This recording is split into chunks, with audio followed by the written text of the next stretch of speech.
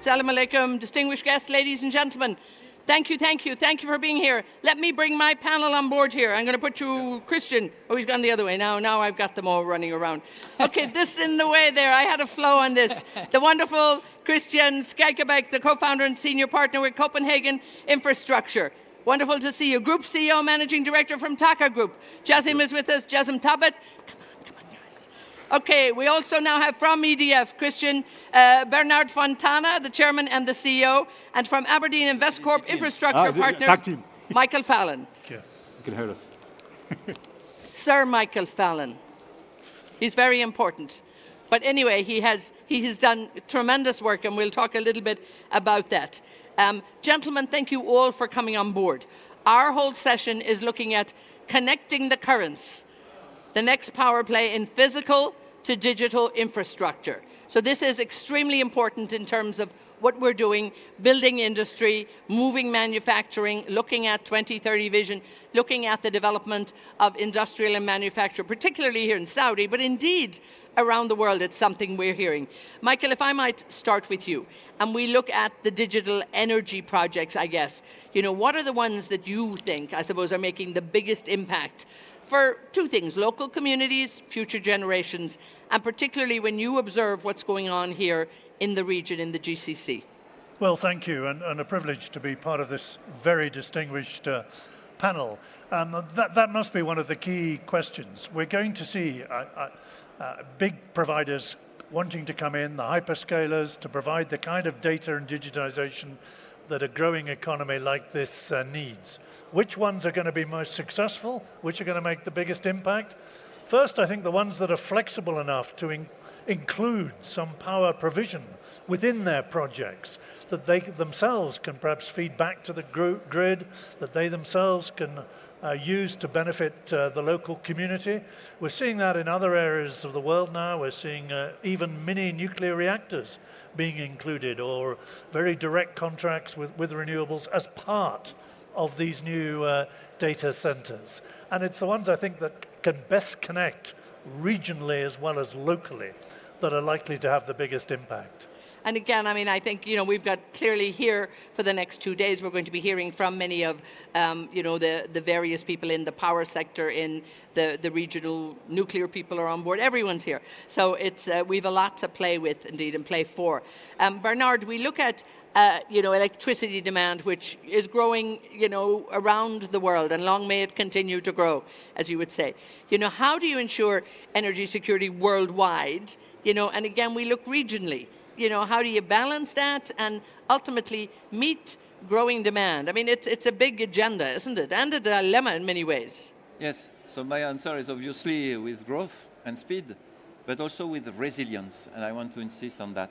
And this is the job of EDF. We're a low carbon utility, provide controllable, flexible, sovereign, carbon-free and competitive electricity with resilience. And for me, resilience means to be resilient to geopolitical challenges, but also to the development of renewable, because it's a new challenge for the grids. So how do we achieve that? We ensure availability of low carbon 24/7. For us, it's nuclear plants. We increase the life, we increase the power, new nuclear, hydro. On top of that, we have renewable. But we have 75% controllable production. And to support the growth, we want efficient growth. And here we can support the customer for efficiency. When you switch to electricity, physics, the law of physics are with you. Sometimes you can divide by 3 your energy consumption. So it's really worth it. And it's typically what TAQA is doing, and they were telling about us just a few minutes ago. Then you must invest in the network and deploy flexible solution. So we can modulate nuclear plants between 20%, 100% quite quickly, invest in hydro, in batteries and system, in synchron generator. And when we look at a data center, we want to integrate them. They are part of the stability of the system, and they are part of the cost efficiency with the volume they bring. So clearly for me, it's growth, resilience, integrated approach for AI, and of course, speed. And I mean, I think we look around the world, all of the data centers, every country is investing in them. They want to be very much part of that, so the energy demand has to be met there. Jasim, we look at that electricity demand increasing, yes, around the world, but look at what's happening in the United Arab Emirates, where it's your home base, so to speak. What factors do you see have been really driving that demand? Because it's a different story than other countries. Yeah, look, and I think taking a step back, we all know electricity demand globally is soaring, and specifically in the GCC or the MENA region. Since 2020 to 2024, demand has almost tripled, and that's the highest after China and, No, this is UAE or MENA region? The MENA region. Oh, right, yeah. Wow. Yeah. And it has tripled over the last 4 years, roughly 4 years. And that's just after China and India in terms of growth.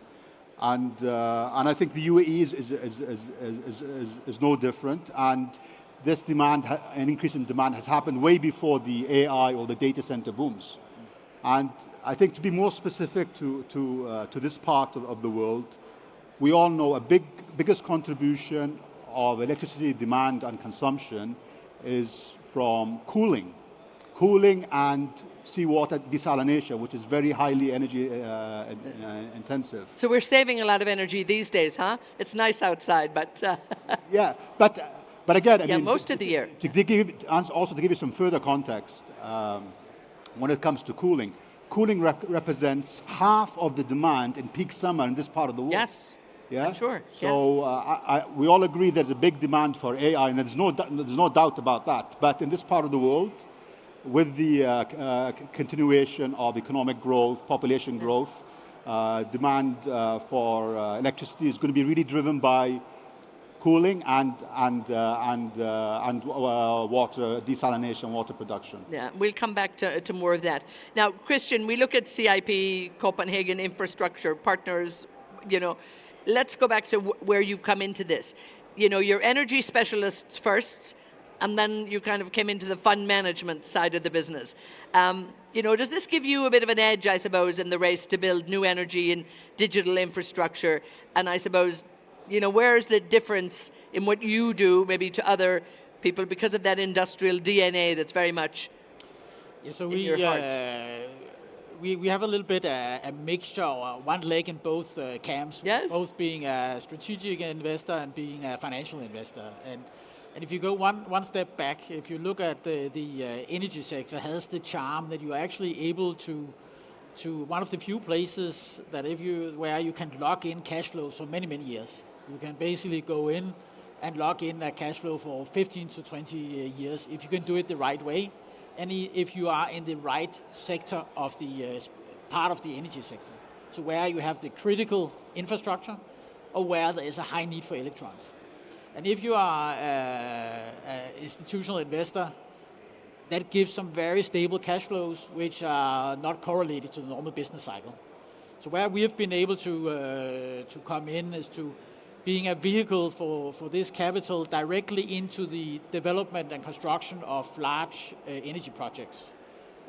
But you need then to have the projects very close to you, yes, and be able to shape it in the right way. Otherwise, it doesn't work for a large pension funds and so on. But if you are that, you can both bring the capital in and be a good partner for a data center, for example, that needs the electrons. Michael, let's stay with the financing side of this. Yeah. When we look at, Aberdeen Investcorp Infrastructure Partners, AIIP, that's backed by both public and private capital. Now, a blended model, is this a blueprint for financing, particularly, the next generation is, we were hearing there from Bernard too, the grid has to be invested in, all of that, and of course the energy efficient data centers. So that kind of blended model of financing, is that the way we should go? Well, you're right. Aberdeen Investcorp Infrastructure is supported by the Public Investment Fund, but supported also by private investment as well. Is it a blended model? Well, once it's deployed, of course, it is private capital. We don't see it as, as deploying public capital. It is all private capital. And these are not, by the way, projects that require further public support. They really don't. There's plenty of private capital available here to invest in projects like this.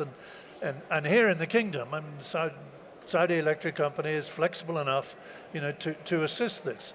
the proper role for government, I think, and certainly to learn from some of the mistakes in Western Europe, is for government to focus on the things the government needs to get right, to make sure that the policy mix of which energies to choose is right, to make sure the grid is properly balanced, maybe to invest a little in some of the newer technologies, the battery technologies, the research and development that's needed, to make sure it's easy for the data centers in the future to get the land they need.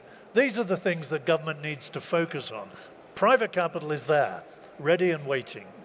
But also, I mean, sometimes if I stay with this in Western Europe, a lot of that list of the things that have to be done might not be moving as quickly as they can, probably because of short-term political aspirations, yes, at times. We've made mistakes, and you can see countries like my own. You saw what happened in Spain, where supply has got dangerously close to not keeping up with demand. And there have been policy mistakes as to the choice of different energy sources, and there are grids that are now having to be rebalanced fairly urgently to where more power is needed, particularly in the big cities like London, like Dublin as well, in Ireland. I think a bad storm put them out of action a while ago. But the opportunity here is to get that right from the start. Of course, there's more demand coming from data centers, from the hyperscalers, but also there is the opportunity here across the Gulf to get this right from the start by building more resilience into the grid and designing a better policy mix. I mean, I think the industry was caught maybe sleeping on that one. Suddenly it was like, the demand from data centers, where do we miss that one? But anyway, in some cases they did. And Bernard, just following on what Michael was saying there about some countries in Europe maybe, not having the grid in the order that it needs to be. We saw blackouts in many places in Europe. And that really, I suppose, reminds us how fragile the energy infrastructure is right now. Do you think technology is the answer here, and can it cope to sort of match the pace of electrification and renewable integration while delivering on the big demand that is around the corner and that has to be met today? Yes, so I think you have in mind some blackout events. Yes, so it's important, but not everywhere. It's very important to have in mind the system view. And system means a base load, inertia. When you stop a coal plant, for example, with solar or whatever, you lose the rotating machines that bring inertia to your system. And it's important to have in mind that you need inertia, you need stability. I mentioned hydro, batteries, synchro generators, flexibility, whatever. And I believe in system view, where you have together different system, the energy one, and for example, the data center. Some experience of vertical integration work, but if you want to ensure the resilience, you have to pay for this resilience. So I think it's good to have them together in a coexistence with a capability to isolate them. And when, for example, from Spain, we saw in southwest of France, we have nuclear reactor coming, the fluctuation of power, we had our procedure to isolate the reactor. It was protected and immediately available to supply 1 gigawatt back to Spain. So it's to have a system view, open system with capability to isolate. But once you have this open, you can also rely on the strength. And also protecting critical infrastructure. I mean, yes, in terms of national security and hospitals, nuclear facilities. And this is a part of the system also. Right. And once you have them, you can build, for example, you have AI, you can use AI to support stability. We have our own data centers, and with AI, we have a learning machine where we can make preventive maintenance. We have Metroscope, and we reduced by 30% the unplanned outage of generation thanks to this.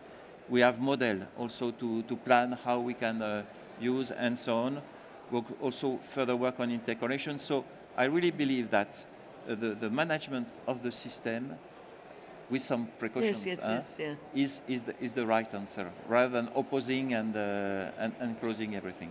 Yeah, and I mean, it's a complex matter, and again, it brings in politics, policy, and the private sector. So it's not as simple, I think, in many areas. Jasim, it's probably a little bit more straightforward sometimes in the UAE. Again, we're seeing huge demand, the generation perspective in terms of, what you need to deliver. Talk to me a little bit about the technologies, I suppose, that are helping you to meet the demand growth, because it's that very different story whereby demand is coming from a variety of sources. I think from the UAE, or more specifically from TAQA's perspective, we're trying to be very pragmatic when it comes to energy supply. We need to be realistic. We need to be providing flexible, efficient, cost efficient also, and also it needs to be very resilient. And we've shown that. We've grown our capacity. We've almost tripled our power capacity from 2021. We were at 20 gigawatts. Now we're over 70 gigawatts. Wow, in like 4 years. In 4 years. That's only TAQA. Yeah. And maybe just some examples on the energy mix. On the renewable side, we're focusing a lot on solar PV. Right. In Abu Dhabi, we've developed with our partners EDF, PV2 and Al Dhafra. Yeah. At the time, it's a 2 gigawatt project. At the time, it was the largest and the most cost efficient. Also, specifically in the Kingdom of Saudi Arabia, we have 2 projects, renewable projects in operational, 3 under construction, and we have 2 actually solar projects which were announced just yesterday. Okay, Yeah. well, congratulations. So with a total capacity of 6 gigawatts on renewables through Masdar, which we are the largest shareholder. And then everyone talks about renewables, but we should not forget the importance of flexible generation. So that is your efficient gas-fired power plants, and that is very important. It helps for more renewable to be provided in the system. And specifically in Saudi Arabia, we were awarded 3.6 gigawatts of efficient gas-fired projects in Ramah and Ne'eriya. And then you cannot talk about energy in this part of the world without the water. Yes. I keep going back to the water. It's very critical. And when it comes to water, we have targets for desalination to increase our capacity to 1.3 billion imperial gallons of water production. And there's a big shift, and it's happened for almost 10 years ago now, from your typical thermal water desalination Right. to the RO, the reverse osmosis, which is 4 to 5 times more efficient. And you've had to get that technology again to meet demand, right? You have to, and it's more efficient. And our target by 2030 is 2/3 of our operations is gonna be via RO. And outside of the UAE, we're looking at opportunities in Morocco to deploy additional reverse osmosis projects, because where they're dealing with strong water scarcity. And we cannot forget, maybe just the last thing, all this comes together. All this will not come together unless you have the networks. And you've heard me say it before, there is no energy transition without the... That's it. I think we heard that it's like the flag waving line. Yeah. What is it? No transition without transmission. And specifically in the MENA region, by 2030, 40% of the investments in power is going to be dedicated towards networks. Wow. And for us, we're dedicating $11 billion for supporting networks in the UAE. Because if that goes down, I mean, the whole industry, the whole economy crawls to a halt. And we've seen that. We've Yeah. seen it in the world. Christian, when we look at the energy transformation, we hear in different areas, what's impacting it. Do you think it's being shifted by sort of bigger, longer-term forces like electrification, geopolitics, digitization, changing investment? There's so much going on at the moment, I think, that's adding to the volatility in terms of actually, delivering sufficient energy. Yeah. Before it was like supply and demand. It was an easy but equation. I think it's all of the factors that you mentioned there. And I think if you look at digitalization, the way we live now compared to what we did before, and geopolitics now meaning energy independence, Yes. all drives electrification. So if you were here sitting some years back, it would very much be about climate. Today, it's that you have other drivers of the transformation, but you end up the same place. So if you look at how we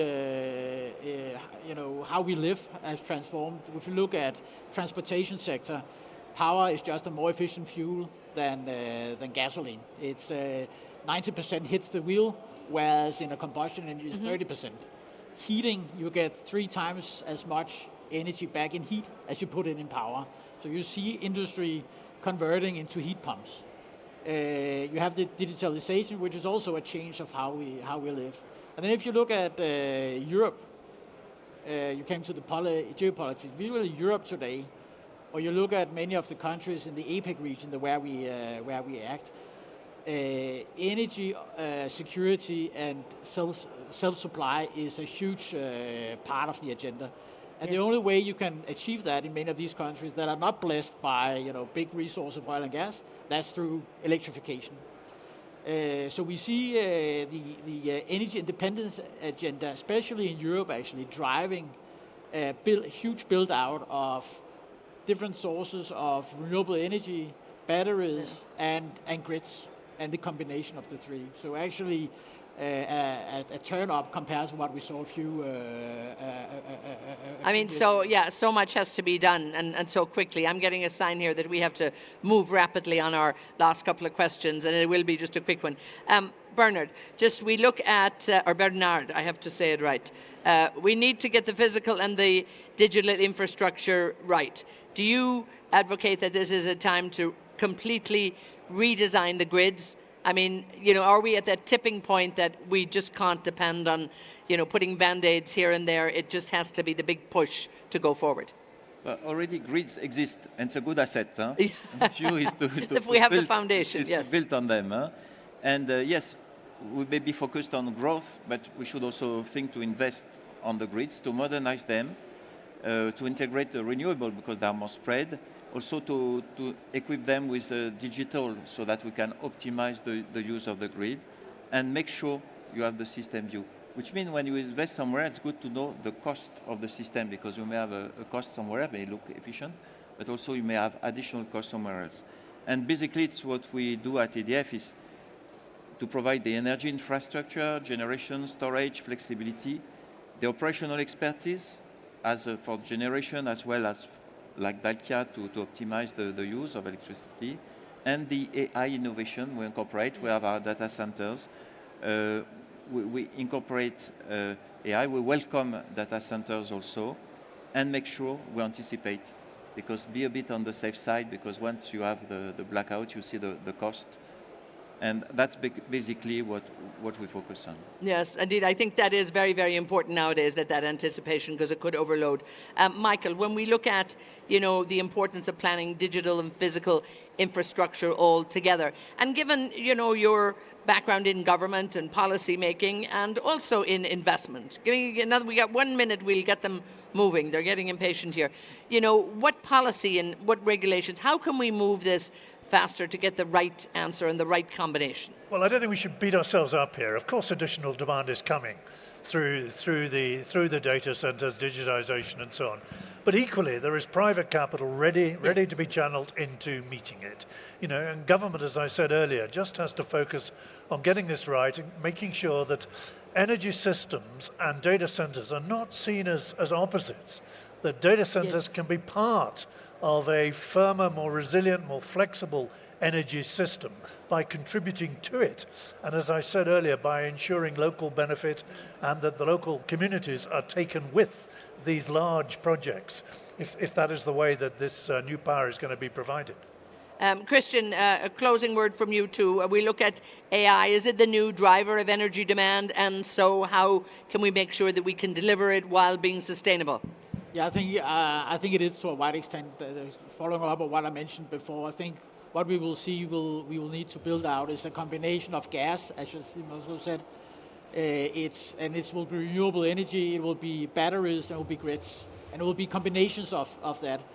What you will see, I think, a lot going forward, where you don't have sufficient strong grids, will be these microgrids, where you combine things and find solutions on delivering what we need. But I think it will, to a wide extent, be a renewable play, which is just the fastest and the cheapest, basically.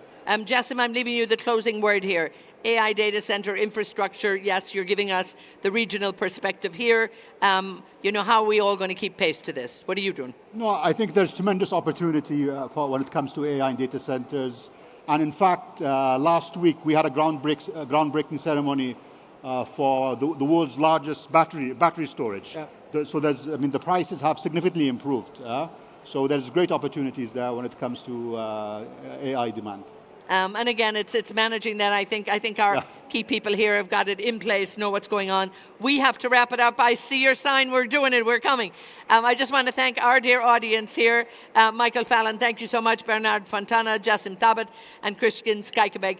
Gentlemen, thank you so much for that. I do know that His Royal Highness, the Minister of Energy at Saudi here, Prince Abdulaziz, is over in the big room. So I know that's where we all have to be headed, because he'll answer all of these questions and more. We have to run. I think there's someone coming in here too as well. Gentlemen, thank you so much. Thank you. Sorry we had a bit of an express round, but well done to all of you. Come.